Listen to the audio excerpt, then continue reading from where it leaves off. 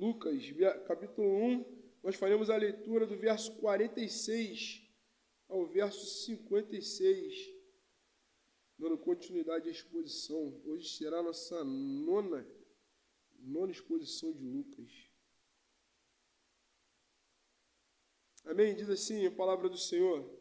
Então Maria disse: a minha alma engrandece ao Senhor, e o meu espírito se alegrou em Deus, meu Salvador, porque contemplou na humildade da sua serva. Pois desde agora todas as gerações me considerarão bem-aventurada, porque o poderoso me fez grandes coisas. Santo é o seu nome. A sua misericórdia vai de geração em geração sobre os que o temem. Agiu com o seu braço valorosamente, dispersou os que no coração alimentavam pensamentos soberbos, derribou no seu trono os poderosos e exaltou os humildes, encheu de bens os famintos e despediu vazio os ricos. Amparou a Israel, seu servo, a fim de lembrar-se da sua misericórdia, e a favor de Abraão e de sua descendência para sempre, como prometera aos nossos pais. Maria permaneceu cerca de 3 meses com Isabel e voltou para casa. Amém? Vamos orar mais uma vez? Pai Santo, mais uma vez nós te pedimos que o Senhor tenha misericórdia de nós. Nós dependemos da tua graça, através da iluminação do teu Santo Espírito, para que possamos estar com a nossa mente ligada para compreender todo este ensino desta noite que o Senhor tem nos dado. Nos ajuda, Senhor. Me ajuda, ajuda meus irmãos, e assim nós te glorificaremos. Em nome de Jesus nós choramos. Amém. Amém. Esse texto é aquele famoso Cântico de Maria, como diz aí a epígrafe do texto, o chamado Magnificat. E esse texto, nós vimos ali nas outras mensagens passadas, ali a conversa entre Maria e Isabel, que Maria recebe a mensagem do anjo Gabriel, então Maria vai até Isabel, ali para testificar o que o anjo havia falado, também ali, quando ela vai a Isabel, ela encoraja Isabel, porque Isabel, quando encontra ela também, acontece algo sobrenatural em Isabel. João Batista, que estava no ventre, pula, Isabel fica cheia do Espírito Santo, e agora Maria, depois que Isabel também fala uma palavra para ela: você é bem-aventurada, bendito o fruto, bendita você entre as mulheres e bendito o fruto do teu ventre, que é Jesus, o meu Senhor. Maria responde a esse cântico, Maria responde a essa palavra de Isabel, que foi inspirada ali por Deus, iluminada naquele momento ali pelo Espírito Santo, revelada, melhor dizendo, naquele momento pelo Espírito Santo. E Maria responde com um poema, que é um poema que se tornou um cântico. Na realidade, todos os cânticos são um poema. O autor ali, ele faz um poema, aquela ligação ali das palavras, das frases, e se torna um cântico. E Maria, ela responde a Isabel por sua graciosa bem-aventurança. Na realidade, Maria responde a Isabel, mas direcionando a Deus. Isabel falou algo a ela, vindo da parte do Senhor, como se fosse um canal do Senhor, e Maria responde a Deus, ali falando com Isabel, e ela responde com esse cântico, glorificando o Senhor. E esse cântico foi chamado, no decorrer da história, tem uma tradução que é do latim, que é Magnificat, que significa, denota glorificar, Maria está glorificando, não a Deus, mas a Isabel. Perdão, ao contrário, troquei tudo. Não a Isabel, mas a Deus. Não fala, isso é herege não. Está glorificando a Deus. Glorificando a Deus. E é interessante que nesse Evangelho de Lucas, logo no comecinho, existem 4 cânticos, que é o cântico de Maria, esse cântico de Maria, depois tem o cântico de Zacarias, que é chamado de o Benedictus, que está ali no verso 67 a 79, depois tem o cântico dos anjos, que é o versículo 14 do capítulo 2, e o cântico de Simeão, que também está no capítulo 2, do verso 28 a 32. E assim nós vemos ali que o começo da igreja ali naquele momento, o começo do chamado cristianismo, aquele após Cristo, eles gostavam de cantar, né? E a adoração e o louvor era expressado através de cânticos. E esse poema de Maria, esse cântico de Maria, é um cântico de ações de graça, né? Maria está demonstrando a sua gratidão a Deus porque lhe havia acontecido, né? Porque o que o anjo chegou ali relatando a você, ó, você foi agraciada por Deus, né? Deus lhe escolheu. É como se ela tivesse a concepção agora, pô, eu estou salva, eu alcancei a salvação, não pelos meus méritos, mas pelo meu Cristo, meu Salvador. E eu ainda fui agraciada muito mais do que todo mundo, que eu ainda vou gerar o meu Salvador ainda. E ela tem essa compreensão aqui nesse cântico que a gente vai ver, né? Então ela expressa uma profunda gratidão a Deus. E essa gratidão é em adoração e louvor, né? E vai vir através desse maravilhoso cântico que nós iremos ver. Mas o que significa realmente ali a adoração e louvor? Eu queria dar a título de introdução, primeiro, antes da gente entrar no texto, porque a gente escuta muita coisa por aí. A gente escuta falar de gospel, adoração, louvor, mas o que é o conceito de cada um ali? O que é distinguido, né?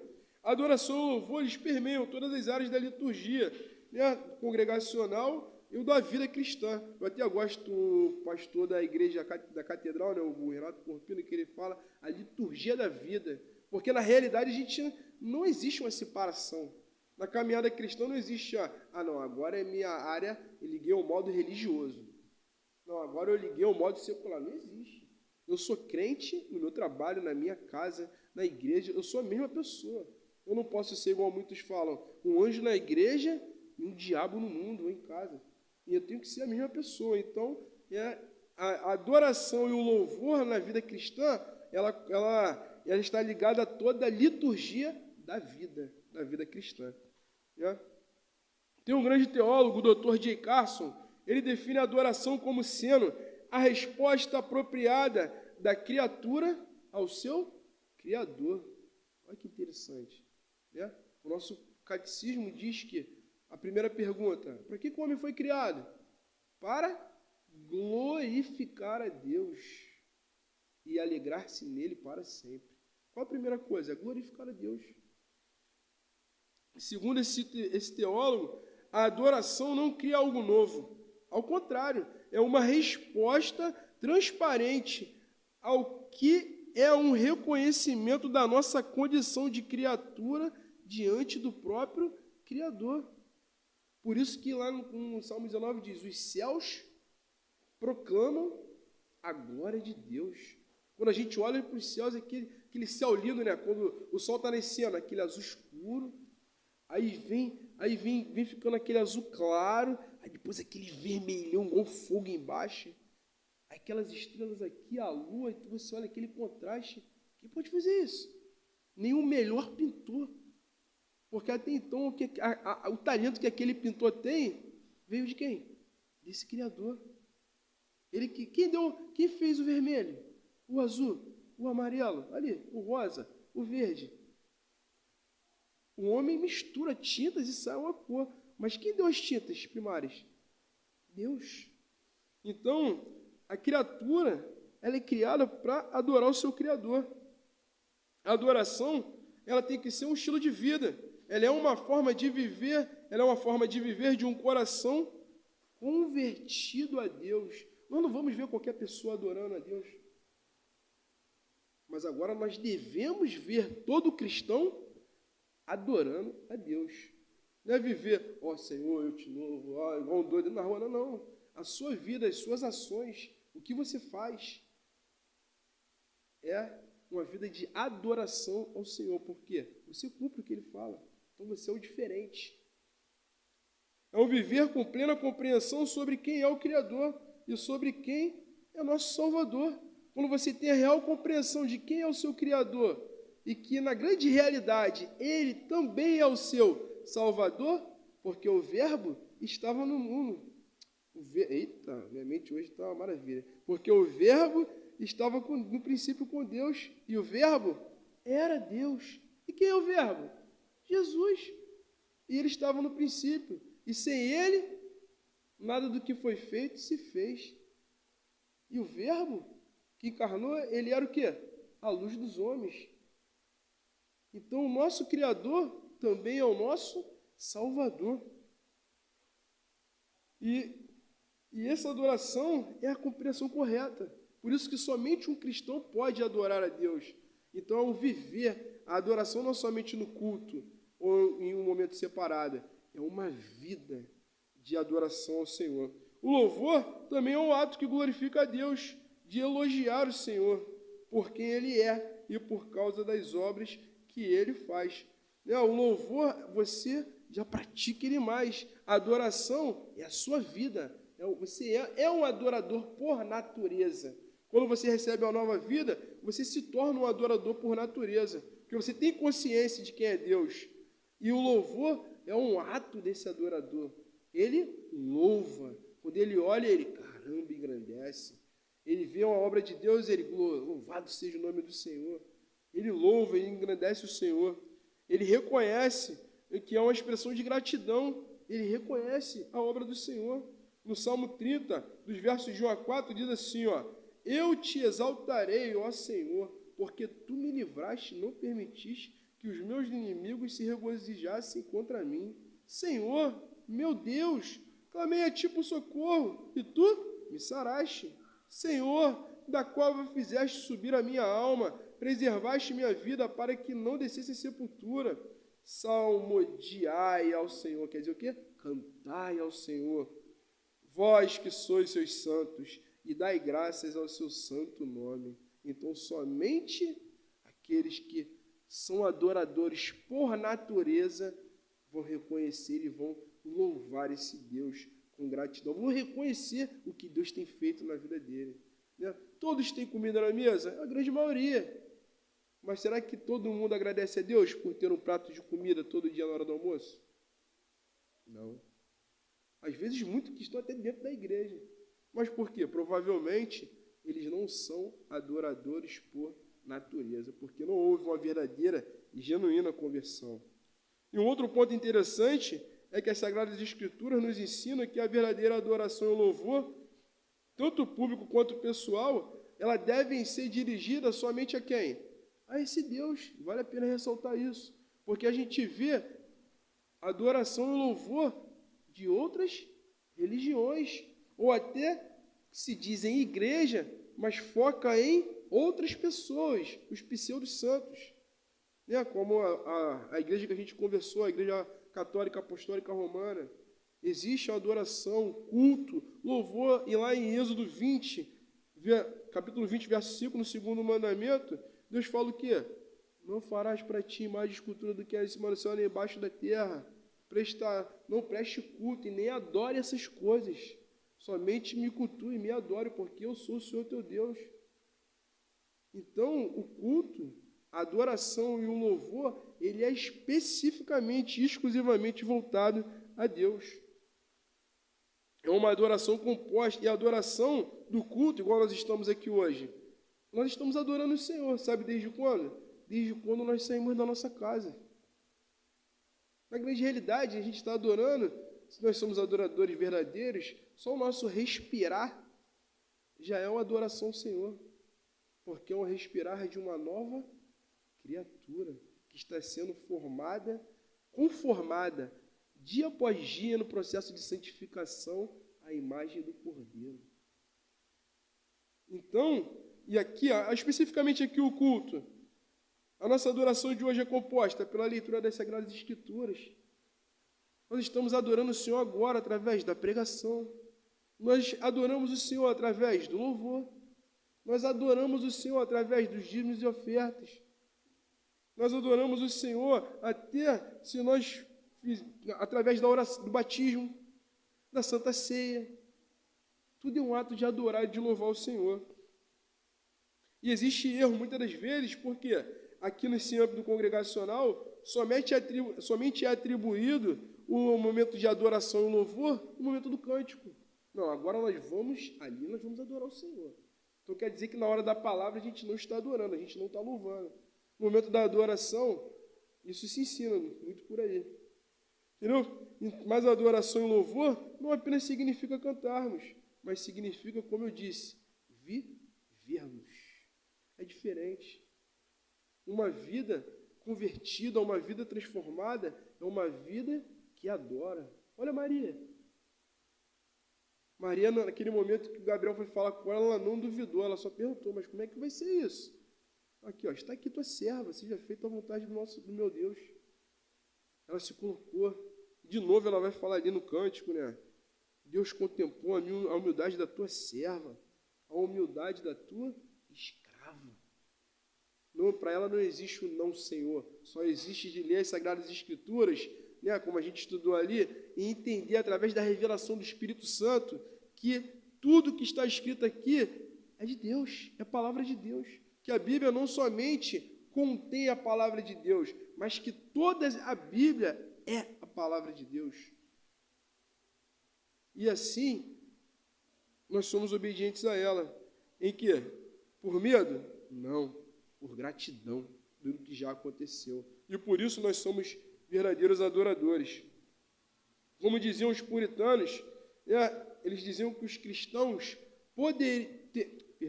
eles diziam que os cristãos teriam que viver corandeu. O que significa isso? Viver dia após dia diante da face de Deus. É ter a consciência e praticar, viver uma vida que a religiosidade não somente está voltada no momento do culto, ou no momento de um estudo, ou no momento quando você vai abrir sua Bíblia dentro de casa. Não, é a todo momento. Você vive diante da face de Deus. Você vive diante do trono da graça. Por quê? Porque você é um cristão, você faz parte desse povo. Você foi chamado. O próprio Deus, o Espírito Santo, ele habita dentro de você. Não existe eu falar, vou esconder aqui que Deus não vai ver. Se o Espírito Santo habita dentro de nós, ele vê pelos nossos olhos. Estou dando um exemplo, mas ele é onisciente. Ele está em todos os lugares. Então são todos os atos, tanto da igreja como do cristão em particular, que ele deve realizar. Todos esses vão adorar o Senhor. E é interessante que a adoração também ela é realizada de diversas formas. Como eu disse, oração, pregação, por meio do testemunho diário e até por meio, sabe de quê? De presentes. Lá em Mateus diz que quando os 3 reis magos foram encontrar o menino Jesus, eles foram adorar. E como que eles adoraram? Com presentes. Então, um exemplo, vamos supor, Jesus não está aqui, né? Mas eu vou presentear a igreja. Pô, a igreja está precisando de uma lâmpada que queimou. Eu vou presentear a igreja, eu vou levar uma lâmpada. Eu estou presenteando ao Senhor. Esse ato eu estou adorando a Deus.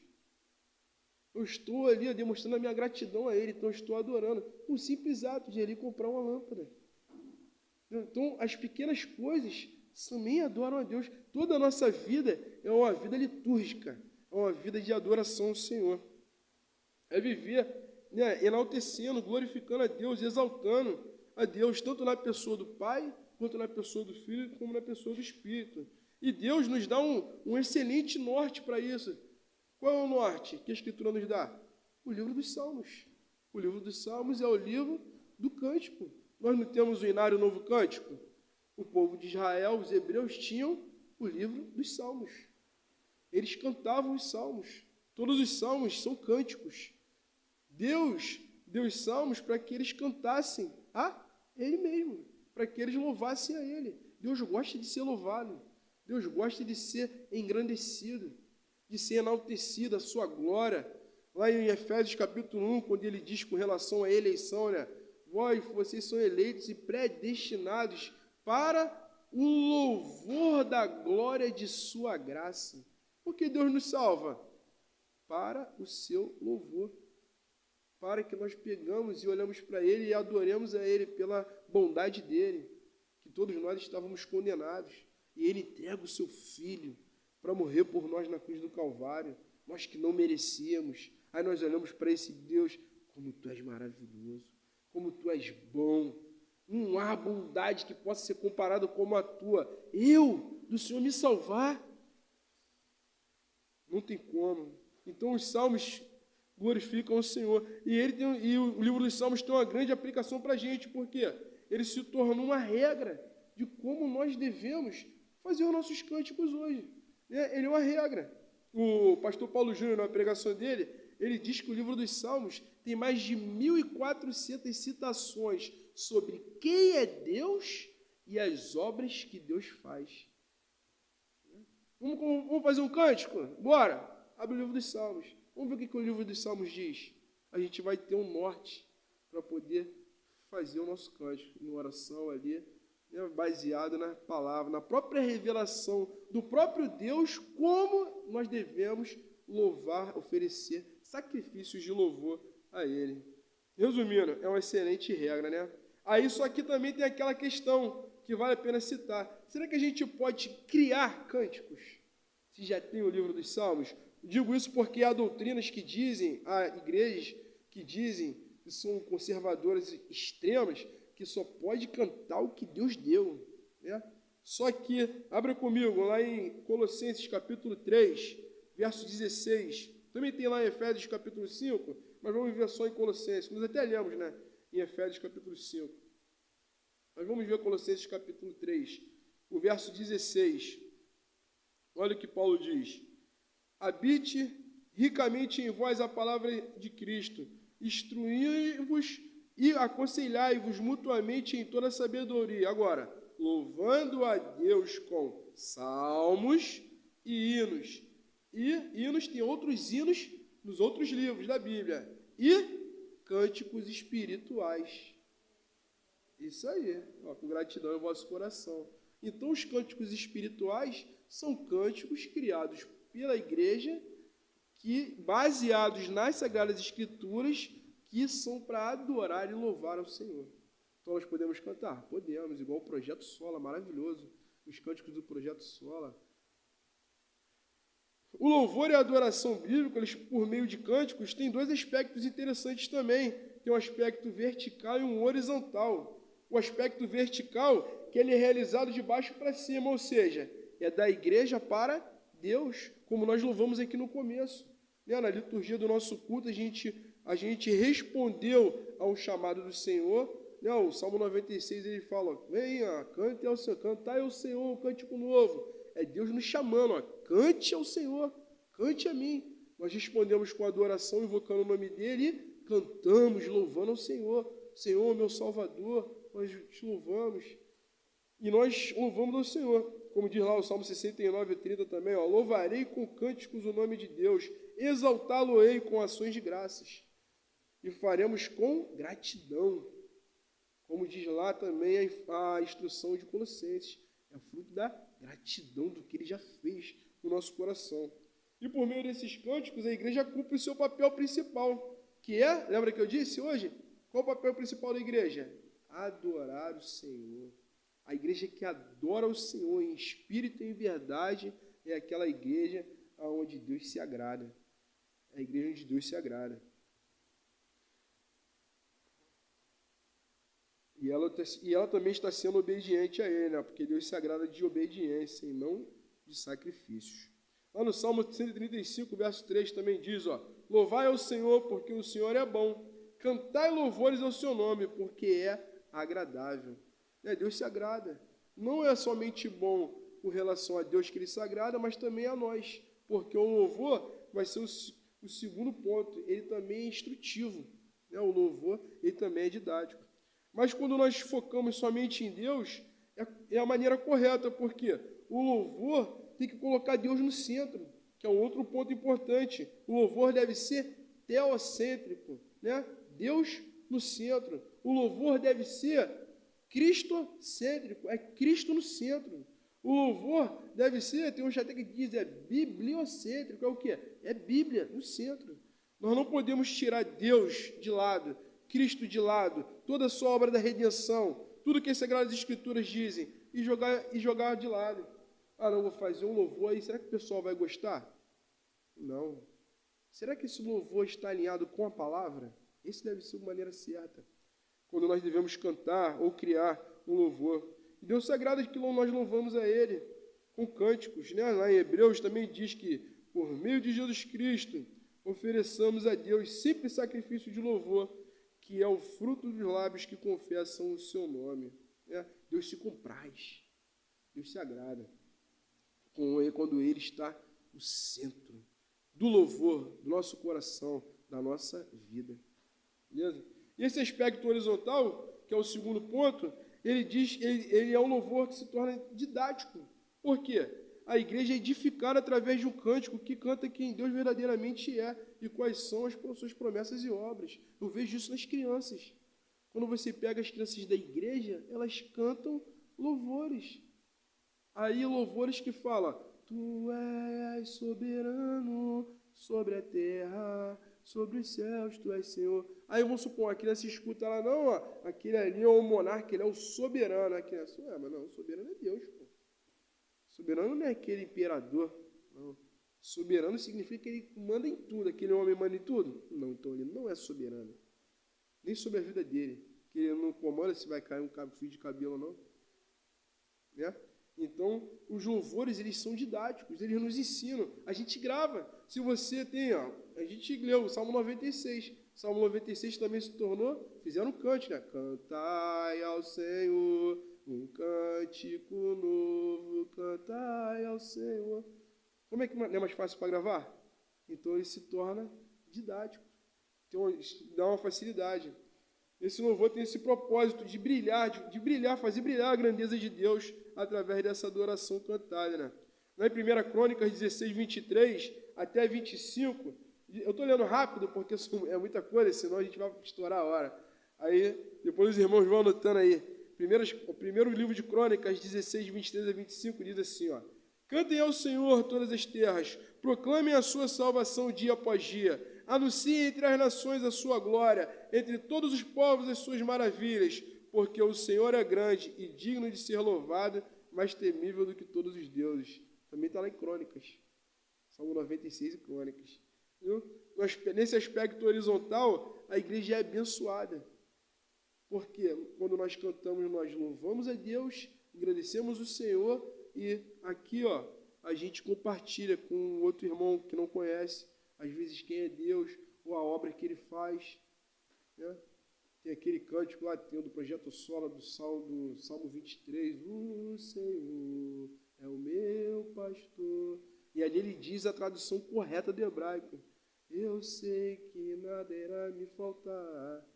Né, que muitos dizem que a tradução a correta seria: o Senhor é o meu pastor e de nada eu tenho falta.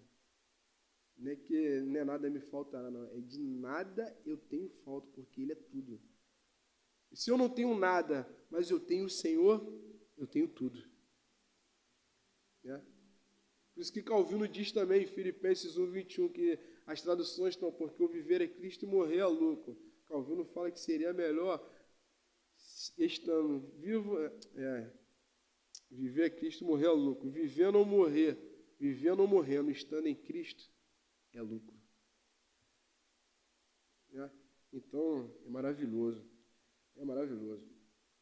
Mas vamos passar aqui para mais uns 2 pontos interessantes que eu gostaria de frisar com os irmãos. Um é que muitos dizem também que Maria, quando ela cantou esse cântico aqui, ela fez alusão ao cântico de Ana, que está lá em 1 Samuel 2, eu não vou ler não, 1 Samuel 2, de 1 a 10, quando Ana, lembra? Ana vai lá, pede a Deus pelo filho, aí ela entrega o filho ali ao sacerdote, aquela história linda, aí ela canta, né? E se a gente for olhar o cântico de Ana, ela está quase em paralelo aqui, e a gente tem que fazer alusão e lembrar que Maria, ela era uma judia, crente, ela conhecia o Antigo Testamento, né? Ela conhecia, então como é que ela vai cantar? Um exemplo, é uma aplicação perfeita para a gente, né? Como que eu vou cantar direito se eu não sei? Né? Por isso que muitas das vezes as igrejas, os cristãos cantam heresias pensando que estão louvando a Deus. Né? Por quê? Porque muitas das vezes a pessoa não lê, ela não busca ter o mínimo do conhecimento necessário. E aí ela está cantando coisa errada, coisa que não agrada a Deus, pensando que está louvando o Senhor. Isso muito acontece hoje, infelizmente. E um outro ponto é que quando Maria diz aqui, ó, no verso 46 e 47, ó, vê comigo aqui, lê comigo, lá de Lucas 1, 46 e 47. Ó. Então disse Maria: a minha alma engrandece ao Senhor, e o meu espírito se alegrou em Deus, meu Salvador. Lembra que eu disse lá no comecinho que isso aqui é um poema? A poesia hebraica, eles sempre repetem, não é igual a nossa poesia, eles não fazem rima. A poesia hebraica, eles repetem e dizem a mesma coisa com outras palavras.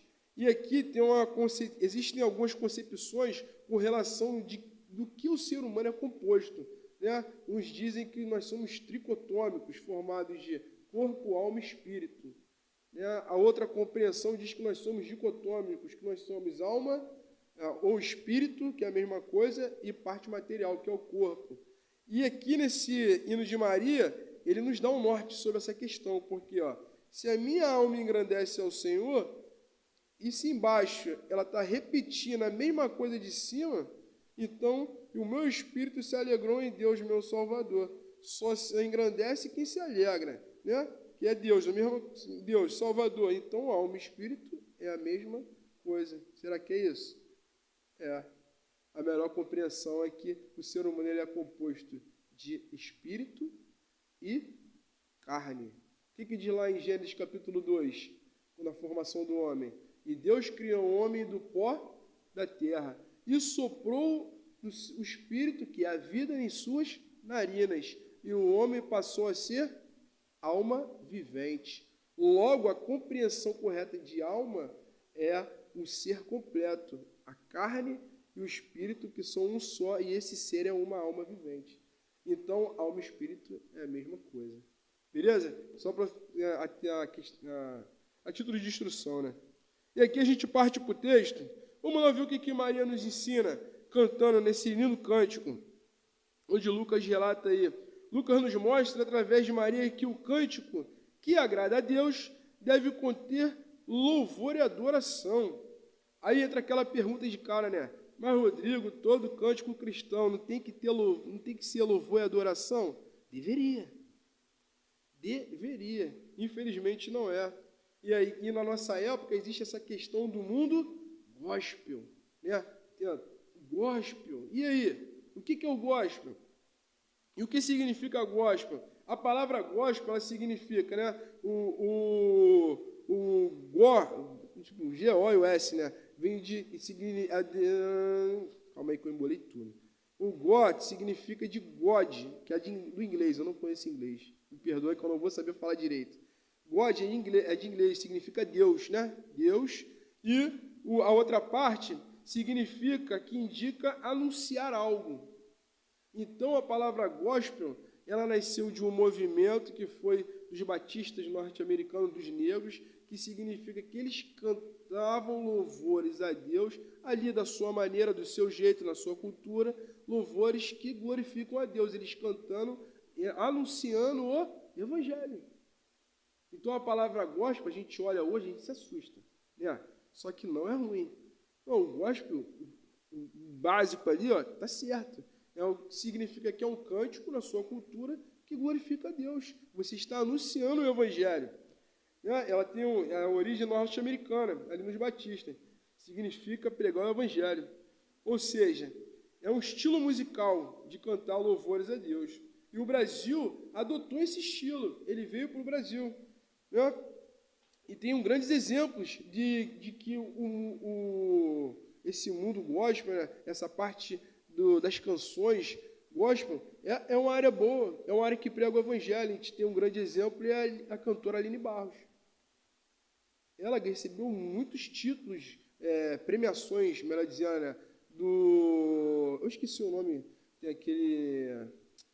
É como se fosse o Oscar da música. Aí tem lá, o Grammy, isso aí. Ela ganhou 7 vezes, e fora outros. Né? E ela é uma cantora gospel. Mas se você pegar as canções da Aline Barros, são canções cristocêntricas, teocêntricas, são canções totalmente bíblicas. Também tem lá aquele outro conhecido, o Sérgio Lopes, né, que ele canta: o amigo que eu encontrei me surpreendeu, né? Entre todos me deixaram, ele me acolheu, me livrou com as mãos, me mostrou suas mãos feridas, por amor de muitas vidas. Entendeu? Então, é uma música gospel? Mas só que é boa. É boa. Só que também, infelizmente, tudo que é bom se corrompe, porque está na mão de seres humanos corrompidos. E aí vem um lado ruim. Infelizmente, esse mundo gospel passou a ser um meio de vida, como foco financeiro. e um status de celebridade. Né? Pessoas que não têm aceitação, às vezes, lá fora, porque a concorrência é difícil nesse meio, as pessoas têm uma entrada no mundo cristão. E acontece muito escândalo, porque pessoas começam a cantar. Teve alguns escândalos agora novos, não vou citar, mas aí lançam uma música e todo mundo está cantando nas igrejas, daqui a pouco aquela pessoa vai embora, ou ela muda, ela se transforma, né? Começa a estar com coisas que não tem nada a ver com o mundo cristão. E aí você vai parar para analisar a letra do que ela cantava, na grande realidade, não era um louvor, não era adoração a Deus. Né? Era um cântico que era totalmente o quê? Voltado ao homem. É um cântico antropocêntrico, que é o homem no centro. Eram canções que eram só para acalentar o coração humano. E isso é antibíblico, né? Quando você não canta a Bíblia, né, você está falando que aquilo ali é Deus, aquilo ali Deus não gosta. Aquilo ali é como se fosse blasfêmia, colocar o homem num trono de Deus, no lugar de Deus. E tem algumas músicas, às vezes a gente até canta errado. Quer ver uma que aí eu já errei pra caramba, ó, aquela que diz assim, ó, essa casa é a sua casa, nós deixamos ela para você, Jesus. Nós deixamos essa casa para Jesus, somos nós? Não. Jesus nos comprou com o seu sangue na cruz do Calvário. Eu sei que foi pago um alto preço. Entendeu? Ele nos comprou, então a gente não deixa a nossa casa de nada. A gente não tem o poder, a força, a autoridade para abrir a nossa casa, nosso eu para ele entrar. É o contrário, é ele que nos compra e nos lava com o seu sangue. Como é que a gente erra, né? Fácil. É o tipo de cântico que fala, ó, eu sou soberano. A minha salvação está nas minhas mãos, eu que decido. Mas a Escritura não diz. Deus fala em Romanos 9 que eu terei misericórdia de quem eu quiser ter misericórdia. Eu terei compaixão de quem eu quiser ter compaixão. Não cabe se você quer ou não. A massa vai falar para o olheiro como é que ela quer que seja feita? Não tem como. Esse tipo de cântico tem a finalidade de agradar o ego humano, de engrandecer o homem no lugar de Deus. Como aquele, né? Você é o espelho que reflete a imagem do Senhor. Já o bastante Deus reconhecer o seu valor. Isso aí. Viu? São cânticos que tá aí, ó, toca na rádio direto. Só que nós temos valor? Sim, claro que nós temos valor. Pô. Nós somos filhos de Deus, lavados e remidos pelo sangue do Cordeiro. Mas o nosso valor está na cruz. Nós, por nós mesmos, não temos nada. João Calvino diz que tudo que você vê de bom em mim é Cristo. E tudo que for de ruim, sou eu mesmo. Né? E é isso aí. Então o gospel não é ruim. A gente tem que botar ali na peneira. É bom, tem louvores, tem muita coisa boa. Só que a gente tem que tomar cuidado. Tem que ler, tem que ficar de olho para a gente não errar. E aqui Maria nos ajuda. Maria, olha como é que Maria nos ajuda com relação a isso. Ó. Maria adora a Deus, no verso 46, engrandecendo através do louvor, né, que ela diz. Então, Maria, a minha alma engrandece ao Senhor. Como é que eu louvo a Deus? Engrandecendo o Senhor. Né? Alguém que engrandece o Senhor é alguém que admira. Se eu não admiro o meu Deus, o meu Salvador, eu não entendi o Evangelho. Algo que ninguém pode fazer por mim, ele faz. É digno de ser admirado. Então eu engrandeço a ele. Né? Deus merece ser engrandecido. Maria também, ó, ela adora a Deus testemunhando que ele é o seu Senhor. No verso 46, ó, eu engrandeço ao Senhor. Senhor, eu sempre gosto de citar. A palavra Senhor tem a conotação, ó, ele é o meu Deus, ele é o meu governador. Ele que comanda a minha vida. Ela é serva, ele é o seu Senhor. Eu sou serva dele. Ele me comprou. Né? Maria adora a Deus, indicando que ele é o centro e a fonte da sua alegria. No verso 47, ó, o meu espírito se alegrou em Deus. Onde está a alegria de Maria? Em Deus. A alegria de Maria não está porque ela ficou grávida. A alegria de Maria não está porque ela somente, ali o anjo foi falar com ela. A alegria de Maria não está só porque ela viu ali Isabel. Pô, feliz aí, você, pô, e depois de um tempo conseguiu ficar grávida. Não, a alegria de Maria está em Deus. e que esse Deus é o seu Salvador, seu único e suficiente Salvador, como diz o final do verso 47. E é interessante porque Maria sabia quem estava no ventre dela. Maria não estava falando que, poxa, olha só, eu sou bem-aventurada, porque eu fui escolhida, então, Deus olhou para mim e falou, não, essa daí ela tem todas as condições, ali, então eu escolho você, não. Deus olhou para Maria e falou, não, você vai ser, porque eu vim te colocando aí, eu te criei, fiz você nascer nessa linhagem. O seu marido que você ainda vai casar é da linhagem de Davi, você é da linhagem sacerdotal, o teu sangue, Deus vem preparando tudo. E Maria foi mais uma ferramenta para poder ali cooperar nessa grandiosa obra.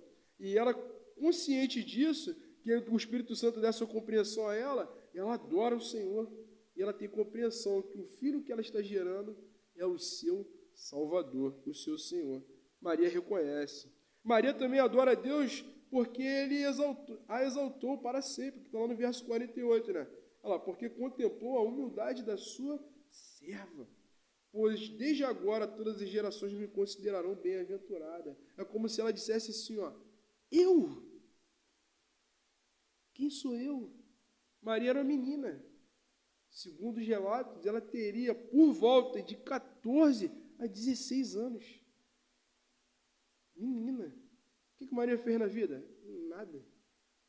Nem casada ela tinha ainda, estava debaixo ali do governo do seu pai. Então, o que Maria tinha assim, de mérito? Nenhum, pô. Mas ela fala, é como se fosse eu ainda vou ser falada ainda por resto de toda a história da raça humana. Como é que Deus engrandeceu ela, né? Bem-aventurado, o favor de Deus estava sobre ela. E Maria também, continua ali no verso 49 e 50, ela adora a Deus por quem Ele é. É o que faz alusão à nossa compreensão bíblica. Olha o que ela diz, porque o poderoso me fez grandes coisas. Poderoso, Deus é todo poderoso, denota ali a onipotência de Deus. E também, a palavra que é usada aqui no grego, não somente fala que Deus é o Todo-Poderoso, mas que Ele é o Todo-Poderoso que salva. É como se Maria dissesse assim, porque o meu herói, que tem todo o poder, me salvou. É como se olhasse aqui aquela capa do super-homem, né? E aqui no meio, uma cruz. Jesus me salvou. Então, o Todo-Poderoso me fez grandes coisas. Ele me fez o que ninguém poderia fazer. Quem Ele é? Santo é o seu nome. A santidade, um atributo único, específico, exclusivamente de Deus. Ninguém tem. Ninguém é igual a Ele. Por isso que os serafins, lá em Isaías capítulo 6, tampavam os olhos, os pés e com as outras asas voavam. E entoando, santo, santo, santo é o seu nome, 3 vezes santo. A santidade de Deus, ela permeia todos os seus atributos. Deus é o Deus justo. É uma justiça normal? Não, é uma justiça santa. Deus, quando toma uma decisão, ela é a melhor de todas, porque ela é uma decisão totalmente pura, perfeita em santidade. Deus não tem mácula, é incomparável. E Maria tinha essa noção, por isso ela canta. Maria também diz que Deus é um Deus misericordioso, a sua misericórdia vai de geração em geração sobre os que o temem. Lembra o que diz lá? Quem honrar o seu pai e sua mãe, eu farei misericórdia. Deus é misericordioso. E a palavra misericórdia, o que ela diz? De alguém que tem compaixão, de alguém que se compadece de uma outra pessoa que está em miséria. Maria está falando, esse Deus, Ele olha para a nossa miséria espiritual, essa miséria que o apóstolo Paulo diz lá em Romanos capítulo 3, que fala, não há quem busque a Deus, isso é miséria, porque eu não consigo, eu não tenho condições. É igual uma pessoa na rua ali, ela não tem emprego, não tem onde morar, não tem o que comer, quem vai me dar comida? Como é que eu vou trabalhar? Hoje ela está sem um braço, sem uma perna, é um miserável. Deus olha para a gente ali, miserável, tem como nem você levantar o braço, está preso na lama de inflamação de pecado. Aí Jesus, Ele não joga uma corda não, Ele mergulha daquela lama e te levanta, e te tira daquele lamaçal de pecado. Ele teve misericórdia, ele teve compaixão de nós. E Maria diz, ó, sua misericórdia vai de geração em geração sobre os que o temem. Aí depois aqui do verso 51 ao verso 55, Maria nos ensina também que Deus, ele deve ser louvado pelas obras que ele faz. E aqui é interessante porque, não vou me delongar porque a hora já está passando, Maria fala sobre a aliança que Deus fez. Maria vai demonstrando aqui, ó, Deus vem cumprindo toda a sua palavra. Lembra lá quando Abraão, lá em Gênesis capítulo 12, ali, de Deus quando faz aliança com Abraão, Deus pega os animais, parte no meio, aí Abraão faz Abraão dormir, Deus vem uma chama, uma tocha de fogo e passa no meio, e Deus se compromete que faria de Abraão ali, através do seu descendente, uma nação mais numerosa do que as estrelas do céu, mais do que as areias do mar. Aí ele pensava que era Isaac, né? Filho da... Não. Quem é? O autor de Hebreus vai dizer que é Jesus. Que é Jesus. Aí depois Deus vai lá, ó, renovando, depois fala com quem? Fala com Davi, que ele vai sentar no trono. Aí Deus fala a Davi, ó, do seu trono, não se apartará a sua descendência. E o seu descendente reinará para sempre. Quem é esse descendente que vai reinar para sempre? Quem pode reinar para sempre? Jesus. E Deus vem, ó, aguardando o povo, por isso que ela diz aqui no verso 51, ó, agiu com braço forte, valorosamente, dispersou os que no coração alimentavam pensamentos soberbos. Deus vem ajudando o seu povo, derribou dos seus tronos poderosos e exaltou os humildes, ali o povo de Israel, encheu os bens dos famintos, despediu vazios os ricos, amparou Israel, amparou ali, sustentou, conduziu em todos os momentos. Se você for pegar o Antigo Testamento, Deus vê ali, ó, ajudando o povo fazia besteira e Deus ia lá e ajudava. Deus ia lá, dava um corretivo, depois botava o povo no caminho, levantava alguém e vamos embora de novo. E Deus, ó, conduzindo, mas por quê? Porque ele disse que do ventre da mulher nasceria um que pisaria a cabeça da serpente, em Gênesis 3,15. E Deus falou ali, através de também, fez uma aliança com Noé, não mandarei mais água para destruir os seres humanos. E Deus vem ali, ó, mantendo, ó, vem amparando Israel, o seu servo, a fim de lembrar-lhe da sua misericórdia, a favor de Abraão e da sua descendência para sempre, como prometeram aos nossos pais. E chega em nós. Nós somos filhos de Abraão? Somos. Você não tem fé? Então, Abraão, pai da fé, nós cremos. Foi nos dar essa fé. Então, Maria nos mostra que nós também devemos louvar o Senhor por causa das obras que Ele faz. E é uma expressão de um verdadeiro adorador. E aqui eu vou correr para a gente terminar. O último versículo diz que Maria permaneceu ali cerca de 3 meses,